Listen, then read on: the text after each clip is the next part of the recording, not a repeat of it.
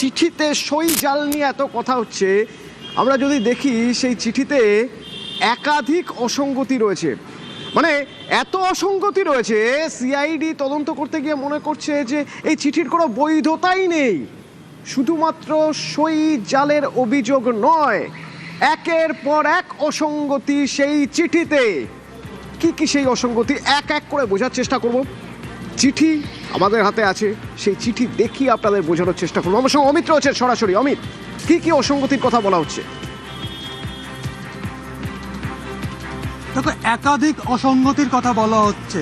সেই জায়গায় যে রেজুলেশন নোট পাঠানো হয়েছিল বিধানসভার অধ্যক্ষের কাছে, সেই চিঠিতে যে অসঙ্গতিগুলো উঠে আসে, সেক্ষেত্রে বলা হচ্ছে ক্রমিক নাম্বার বা সিরিয়াল নাম্বার, অর্থাৎ পরপর যে বিধায়করা সিগনেচার করেছিলেন সেদিন, সেই ক্রমিক নাম্বারও কিন্তু অসঙ্গতি রয়েছে। কী ধরনের অসঙ্গতি? সেখানে বলা হচ্ছে যে এই ক্রমিক নম্বরের ক্ষেত্রে 5 নম্বর, 16 নম্বর, এমনকি 26 নম্বর সেখানে নেই। অর্থাৎ 4-এর পর 6, 15-এর পর 17 এবং 25-এর পর 27, এইভাবেই কিন্তু সেখানে ক্রমিক নম্বর সেখানে রয়েছে।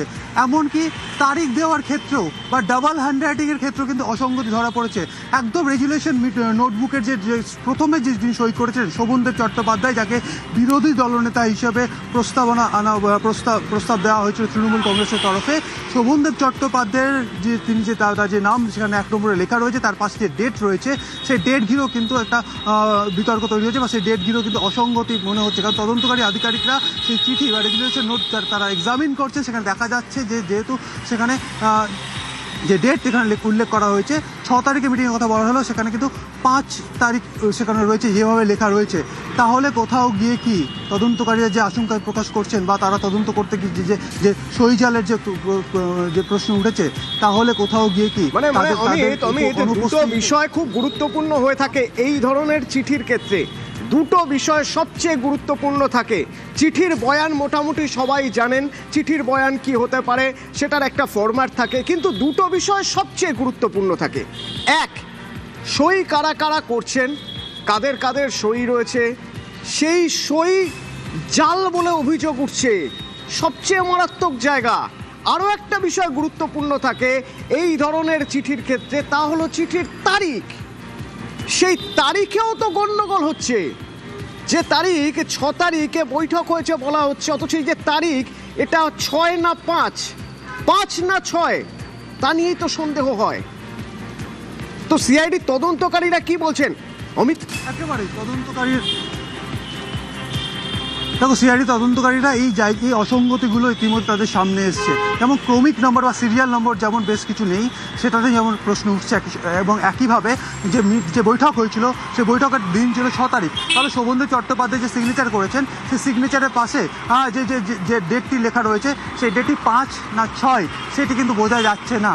তাহলে কোথাও গিয়ে কি এই যে রেজুলেশন নোটবুক যেটা তৈরি করা হয়েছিল, যেটি পাঠানো হয়েছিল বিধানসভার অধ্যক্ষের কাছে, এটা পুরোপুরি কি একদম বিধায়কদের আড়ালে রেখে করা হয়েছিল, নাকি এই রেজুলেশন তৈরি করার ক্ষেত্রে কেন এই ধরনের কর্মকাণ্ড হলো, পুরো বিষয়টা তদন্ত করা হচ্ছে। ইতিমধ্যে বেশ কয়েকজন এই চিঠি নিয়ে পরবর্তীতে একের পর এক জলঘোলা হয়েছে আমরা দেখেছি। কোনো বিধায়ক তারা দাবি করছেন, যেমন বাহারুল ইসলাম, এরা দাবি করছেন এরা সেদিন সেখানে ছিলেনই না, তাহলে তার সইটা করলো কে, তার হয়ে সই করলো কে? এদিকে এই সইয়ের ব্যাপার সামনে আনায় দুজন অলরেডি দল থেকে সাসপেন্ড, ঋতব্রত আর সন্দীপন।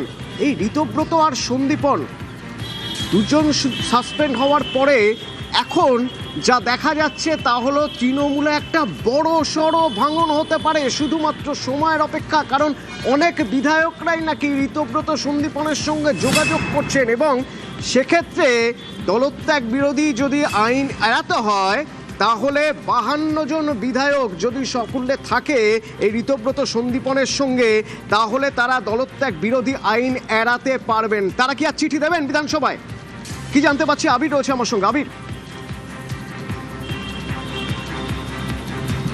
অতনু, তোমাকে জানিয়ে রাখি, সেটা হচ্ছে যে এই যে ঋতব্রত এবং সন্দীপন, তাদের দুজনের সঙ্গে যে সংখ্যক বিধায়ক রয়েছে বলে তারা জানাচ্ছেন, যাদের সমর্থন তারা আদায় করে নিতে পেরেছেন, সেই সংখ্যক যদি সমর্থন তাদের কাছে চলে আসে, তাহলে তাদের তরফ থেকে চিঠি দেওয়াটা অত্যন্ত সহজ হয়ে যাবে।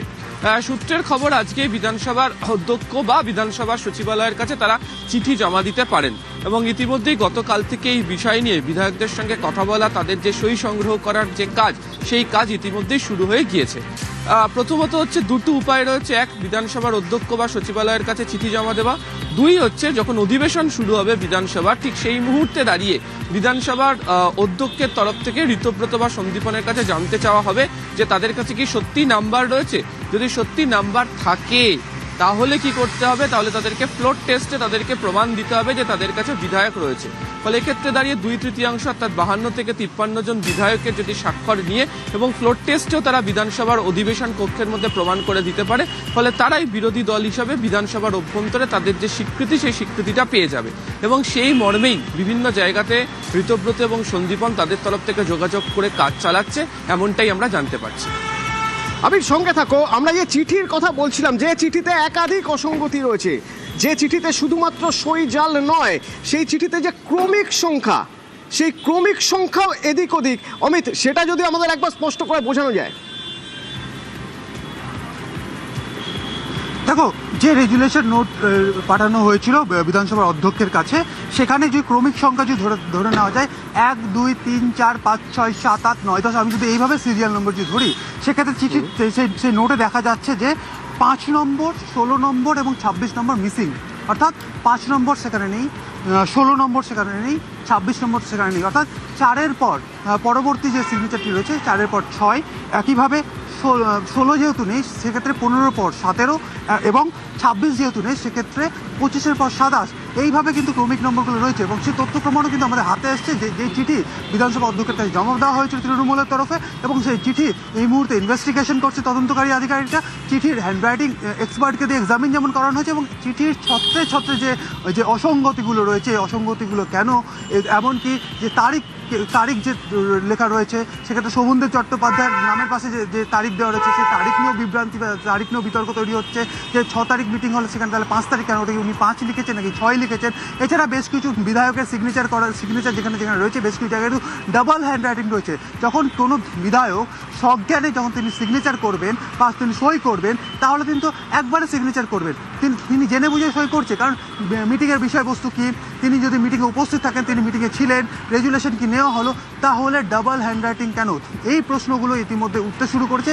একদিকে যেমন সই জালের যেমন তদন্ত চলছে, একই সঙ্গে চিঠির যে অসঙ্গতিগুলো রয়েছে, যা হ্যান্ডরাইটিং এক্সপার্টদের দিয়ে যেমন এক্সামিন করানো হচ্ছে, এবং একই সঙ্গে এই অসঙ্গতিগুলো কেন, তাহলে কোথাও গিয়ে কি এই চিঠি শোভনদেব চট্টোপাধ্যায় নিজে গিয়ে জমা দিয়েছিলেন অধ্যক্ষের কাছে, তাহলে এই যে চিঠি, সেই চিঠি ঘিরে কিন্তু বিতর্ক কিন্তু দানা পাচ্ছে ক্রমশ। একদিকে যেমন তদন্ত হচ্ছে, বিধায়কদের স্টেটমেন্ট রেকর্ড করা হয়েছে, সিজার বেশ কিছু নথিপত্র সিজার করা হয়েছে, যার মধ্যে চিঠিও সিজার লিস্টের তালিকায় রয়েছে বলে আমরা জানতে পারছি সিআইডি সূত্র থেকে, যা ইতিমধ্যে আদালতের কাছে জমা দেওয়া হয়েছে। অন্যদিকে যে সমস্ত বিধায়করা সিগনেচার করেছিলেন বা যারা ছিলেন, তাদের মধ্যেও বেশ কয়েকজন স্টেটমেন্ট রেকর্ড করা হয়েছে। বেশ কয়েকদিন যেমন দাবি করি তারা মিটিংয়ে ছিলেন না, তাহলে তাদের হয়ে সই কে করলো? তাহলে যে রেজুলেশন, যে মিটিং রেজুলেশন যে জমা পড়েছে, তাহলে যে সিগনেচার রয়েছে, সইয়ের পাশে যে ডেট রয়েছে, এমনকি ক্রমিক নম্বর, এগুলো তারা কারা লিখলো, এই বিষয়গুলো কিন্তু এই মুহূর্তে তদন্তের পর্যায়ে কিন্তু রয়েছে। আর এই চিঠিতে অসঙ্গতির ব্যাপার প্রথম নজরে আনলেন কারা? ঋতব্রত, সন্দীপন। তো ঋতব্রত গতকাল নিউজ 18 বাংলায় ঋতব্রত বললেন যে তার মধ্যে একটা সাহস এসেছিল, সাহস বড় সংক্রামক, সেই সাহসের জায়গা থেকে তিনি এগিয়ে এসেছেন, তিনি এই ধরনের কাজ করেছেন। শুনুন। 80 জন বিধায়কের মধ্যে একজন মাত্র জেলে গিয়েছেন, 79 জন রয়েছেন, আপনারা দুজন বহিষ্কৃত হলেন, রইল হচ্ছে 77। বাকি 77 বিধায়করা নিশ্চয়ই যোগাযোগ করা শুরু করেছে ইতিমধ্যে আপনার সাথে। আমার সঙ্গে 2-1 বিধায়কের কথা হয়েছে, তারা জিজ্ঞাসা করছিলেন কি ব্যাপার, বললাম কি ব্যাপার। 6 তারিখে কখন স্ট্যান্ডিং ওভেশন কার জন্য দিতে বললো, বাকিদের রিয়াকশন কি ছিল? দেখুন, আমার পেছনে যারা ছিলেন আমি দেখার সুযোগ পাইনি কি রিয়াকশন ছিল, কিন্তু আমি ইতস্তত করছিলাম, উঠে দাঁড়াতে অনেকেই করছিলেন। তিনি কে? অভিষেক বন্দ্যোপাধ্যায়, পার্টির সাধারণ সম্পাদক। দিদি হঠাৎ রেগে গেলেন, কেন উঠে দাঁড়াচ্ছেন না? আমিও উঠেছিলাম আধা, কিন্তু আমি এরকম বিধায়ককে দেখেছি, আমি তাকে কুর্নিশ করি তার সাহসকে। উঠে দাঁড়াননি, গ্যাঁট হয়ে বসেছিলেন। আমার থেকে অল্প বড়। এই যে বললাম সাহস সংক্রামক, তার সেই সাহস আমার মধ্যে সংক্রামিত হয়েছে। এই যে যারা বিক্ষুব্ধ, যারা ঋতব্রত এবং সন্দীপনের সঙ্গে আছেন তারা যদি মানে 2/3 হয়ে যান, যতজন বিধায়ক তৃণমূলের তারা তার মধ্যে যদি 2/3 হয়ে যান, তাহলেই বিক্ষুব্ধরা কেল্লা ফতে করতে পারেন বলছেন মন্ত্রী তাপস রায়। এখন তৃণমূলের সাংসদ বিধায়কদেরই অনেকে বলছেন যে এই দলটার বেশি দিন টিকবে না। আর এই দলটার বেশি দিন টেকার কথাও নয়, টিকবেই বা কেন, এটা মিক্সড ফ্রাইড রাইস। বৈঠকে বিধায়কদের মধ্যে মাত্র 19 থেকে 20 জন হাজির, বাদবাকি বিধায়ক আসেনি। আসেনি তার মানে তো তোমার 1/4 এসেছিল, তাহলে তো এমনি দলটা উঠে যেতে পারে। এবং এরা যদি একটা মিটিং করে যদি এরা নিজেদের জানায়, বলতেই পারে কিন্তু যে আমরা একে বিরোধী দলনেতা চাইছি, তাহলে তো অ্যান্টি ডিফেকশনও পড়বে না। 2/3 অনেকেই বলছেন তাহলে কি বাংলা এবার মহারাষ্ট্র মডেল? যদি মহারাষ্ট্র মডেল হয় তাহলে তো দল আর দলের প্রতীক দুই হাতছাড়া হবে মমতার। অর্থাৎ সেই শিবসেনা এনসিপির মতোই কি আড়াআড়ি ভেঙে যাবে তৃণমূল? বিধানসভায় সংখ্যা প্রমাণ হবে আশাবাদী। নতুন যে প্রেসার ব্লক তারা আশাবাদী যে বিধানসভায় সংখ্যা প্রমাণ হবে, অর্থাৎ বাকি বিধায়কদের সমর্থিত চিঠি জমা পড়তে পারে আজই। বেসুরো বিধায়করা জোরালো হচ্ছে, আলাদা হয়ে তৃণমূলের দখল নেওয়ার সম্ভাবনা। আচ্ছা, তৃণমূলের শীর্ষ মহল কি টের পাচ্ছে? মমতা বন্দ্যোপাধ্যায় থেকে কুণাল ঘোষ, তাদের কথায় তো সেরকমই ইঙ্গিত। শোনা যাক কি বলছেন তারা। আমি যদি অভিষেককে তাড়িয়ে দিই তাহলে কেউ কেউ চলে আসবেন, আমি নিইনি আপনাদের। তার কারণ আমি আপনাদের খুব ভালো চিনি। যাদের নৈতিক চরিত্রের গাফিলতি আছে ওরা আমাদের দল থেকে চলে গেছে, আমরা বেঁচে গেছি। কারণ দলটাকে আমরা নতুন করে তৈরি করব যাতে এই ধরনের লোক আর না আসে। অনেক এমএলএর কাছে ভয় দেখানো হচ্ছে ইত্যাদি ইত্যাদি। আমাদের বিশ্বাস মমতা বন্দ্যোপাধ্যায় ঢেলে সাজাবেন দলকে। তা আমরা তো একটা সময় দেবো তাকে তো মানে তাকে তো একটা প্রসেস চলছে। আমি বাকি বিধায়কদের হাত জোড় করে অনুরোধ করব, যারা এই ঋতব্রতর পাল্লায় পড়ছেন, আমার একটা অনুরোধ, আমরা কেউ নির্দল জিতে আসিনি, আমরা জিতে এসেছি তৃণমূল কংগ্রেসের প্রতীকে। সরাসরি আবির আছে আমার সঙ্গে। আবির, দল যে ভেঙে যাচ্ছে, দল যে ভেঙে গিয়ে সেই এনসিপি বা শিবসেনার মতো আড়াআড়ি ভেঙে যাচ্ছে, প্রেসার ব্লকে তারা বিধায়ক সংখ্যা জোগাড় করছে, আস্তে আস্তে তারা দলে ভারী হচ্ছে, এটা কি তৃণমূলের শীর্ষ নেতৃত্ব বুঝতে পারছে? অবশ্যই বুঝতে পারছে, এবং যে কারণেই গতকাল মমতা বন্দ্যোপাধ্যায় বলেওছেন যে তিনিও বড় খেলোয়াড়, তিনিও দেখিয়ে দেবেন। ফলে যে চাপের যে রাজনীতি উভয় পক্ষের মধ্যে তা ইতিমধ্যেই শুরু হয়ে গিয়েছে, এবং একে অপরকে 1 ইঞ্চি জমি ছাড়তে রাজি নয়। কিন্তু এক্ষেত্রে দাঁড়িয়ে হচ্ছে যে বিজ্ঞান কথা বলবে এবং এক্ষেত্রে সংখ্যা কথা বলবে। ফলে যে দলের তরফ থেকে বা যারাই দাবি করুক না কেন, যারা যত বেশি সংখ্যক নাম্বার নিয়ে বিধানসভার অধ্যক্ষের কাছে যাবেন তারা সেটিকে বজায় রাখতে পারবেন। এবং এক্ষেত্রে দাঁড়িয়ে যদি ঋতব্রত সন্দীপনরা 53 জন বিধায়কের স্বাক্ষর, তাদেরকে সমর্থন নিয়ে তারা যদি হাজির হতে পারেন, ফলে তারাই অ্যাডভান্টেজ হিসাবে এগোবেন। ফলে গোটাটাই হচ্ছে এখন একে অপরের প্রতি চাপ তৈরি করার খেলা। প্রতিপক্ষকে একে অপরের বিরুদ্ধে এমন কৌশল নিয়ে তারা হাজির হচ্ছেন যাতে দুপক্ষই কোনোভাবে বুঝতে না পারেন। কিন্তু যে ধরনের আলোচনা বা পরিসরে যে ধরনের ঋতব্রত সন্দীপনকে দেখতে পাওয়া যাচ্ছে, তাতে তারা আশাবাদী এবং ঘনিষ্ঠ মহলে তারা কার্যত স্বীকারও করেছেন যে তাদের কাছে যে পর্যাপ্ত সংখ্যক নাম্বার দরকার সেই নাম্বার তারা পেয়ে গিয়েছেন, এবং তার ভিত্তিতেই তারা আগামী দিনে পদক্ষেপ গ্রহণ করবেন। বড়সড় ভাঙনের একটা সম্ভাবনা দেখা যাচ্ছে তৃণমূলে। বিরোধী দলের স্বীকৃতি পেতে ঋতব্রত সন্দীপনরা তারা আবেদন করতে পারেন। এই রকম পরিস্থিতিতে মুখ খুললেন তৃণমূলের বহিষ্কৃত নেতা রিজু দত্ত।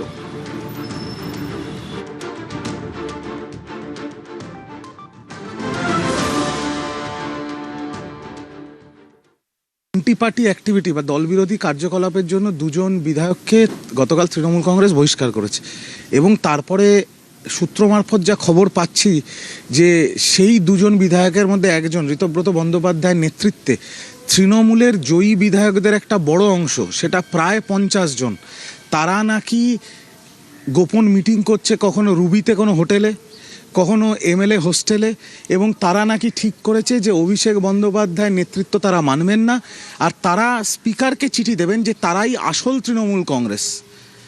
এবং সেখানে ঋতব্রত বন্দ্যোপাধ্যায় বিরোধী দলনেতা হবে, আর তৃণমূলের যে জোড়া ঘাসের ওপর জোড়া ফুল যে সিম্বল, সেটার জন্য তারা দাবিদার হবেন। এই তো অবস্থা।